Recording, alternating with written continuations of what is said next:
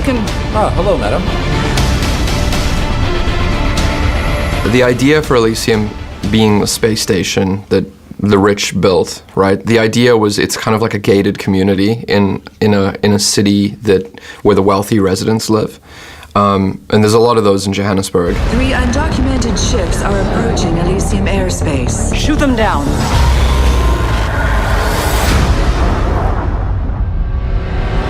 When did you know that you wanted to play Max? Well, when Neil Blomkamp offered me the part, that was, you know, he's just amazing, and you know, he had this whole graphic novel that he did on his computer with all of these images that all ended up in the film, and you know, he just had such a clear idea of what he wanted to do. And So did you do extra training for this, or were you you're good to go? No, there was a lot of training just to get in shape to play, because Neil was really specific. He wanted Max to kind of have this very specific, you know, shaved head and muscles and tattoos on, you know, all that stuff. And then the fight scenes were just, you know, you just work them out with the stunt guys, and they help you through those sequences. This film, the action is so real, so gritty. And what was it like for you? Great. You know, it's similar to the Bourne movies in that way, because the Bourne movies, the action feels really real, but it's got all this whole science fiction element that's like so cool and completely original, and that's what I loved about it. I just have never seen a movie like this.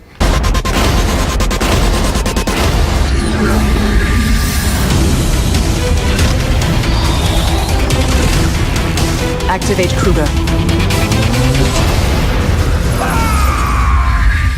Making the space station come to life was the most difficult part of the film, for sure. The other visual effects are easy, like the robots and the vehicles and the ships and everything. That stuff, you can do that stuff in your sleep. But the station took about 1.5 years of constant work around the clock to, you know, you're building it out of nothing. It's just a long process of kind of like checks and balances and making sure that every element in real life is being replicated, atmosphere and light and everything.